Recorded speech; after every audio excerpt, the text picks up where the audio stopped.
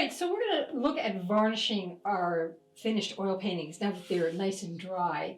This is put on with a brush, and this is called Gamvar, and it's a gloss varnish, and we just put it on with a brush and it gives us a nice glossy finish. So one of the things that you'll notice when your painting's dry, that you can see here when I show the later, it gets very patchy. You can see how even up there it's patchy, and various different colors dry with a different consistency, and it also depends on the amount of medium that you have in them. And so you get this very patchy kind of look, and also you get this very dull look, particularly in the darks down here, for instance. And the painting just doesn't have the same kind of pop that it did when you were painting it. And then up here, obviously there was no medium used, and you can see that it's very dull up there. So you end up with a very patchy kind of finish. Here's another example of that.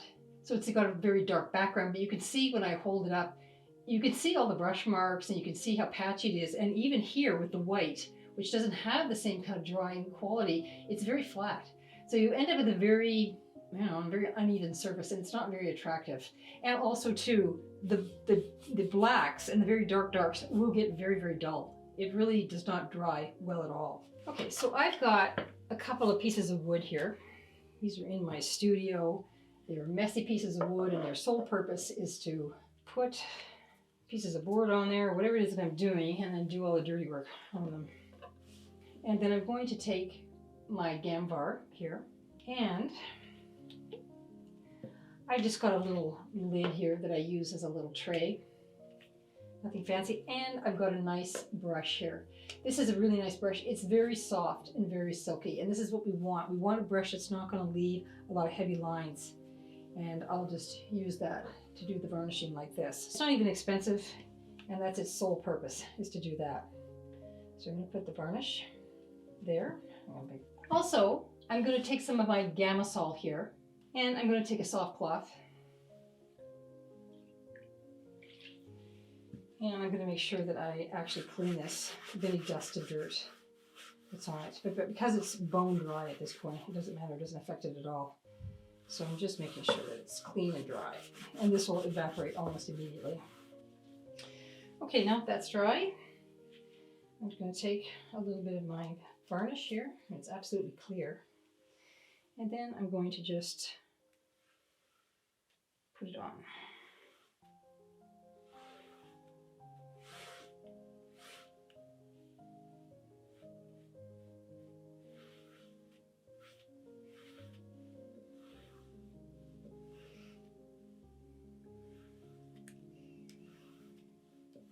Careful to be nice and careful with it. Now I want you to see something. What's happening here? It's beading up, and you can see it's not taking on some of the areas. It doesn't even take there at all on this banana. Okay? See how patchy it is? Do not fear. That happens sometimes, depending on what you've used, what kind of medium you've got. So I wanted to put that on to show you, so that if that happens, not to worry. So I'm just going to remove that.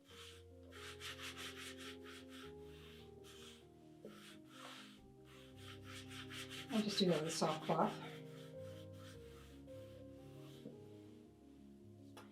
And there's a simple fix for this that you would never imagine in a million years. So to get around the beading problems, we are going to take an ordinary potato. So I said you'll never imagine. And we're going to cut that potato in half. And we don't want to dry it off. What we want is the moisture that's inside the potato. Now, who figured this out? I can't imagine. I'd probably say a chemist or something. But anyway, so we're going to just cut a raw potato. We're going to take it, and then we're going to put it across the surface of our painting.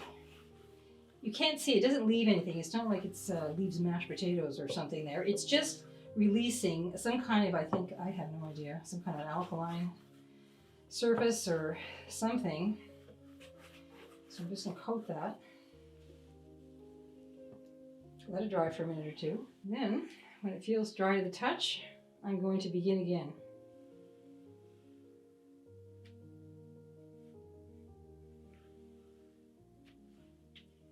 Now, I'm going to show you something. Look at that. It takes it absolutely. Don't ask me what the magic is. I don't know, but it works, okay? And I want you to also notice here, look how beautiful and rich this color looks now compared to how dull it looks there. You can see how it just really saturates the color and brings it right back up to the original. You can see a nice even application there.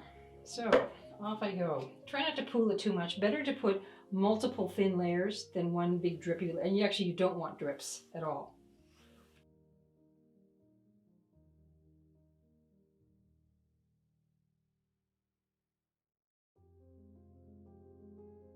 Interesting. Look at this. It's absolutely evenly coated the whole way. It's beautiful. And now the colors are rich and vibrant and have their depth back. The blacks are beautiful and deep, and colors are rich, and it's really nice. I'm going to take this one. And I'm not going to wait. I'm just going to put the potato on.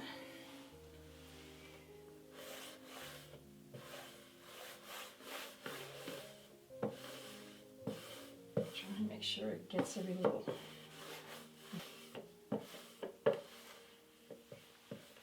There we go.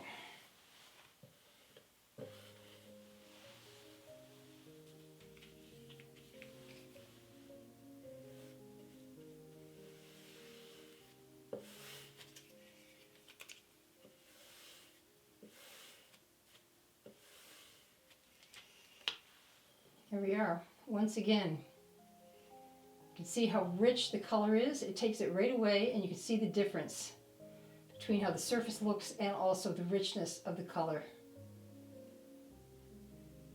One is really dull with a lot of reflection in terms of, patchiness and very, very dull, and the other is rich and vibrant. Okay, so I'm just going to go and finish that. Okay, now look at that. Look how rich it looks.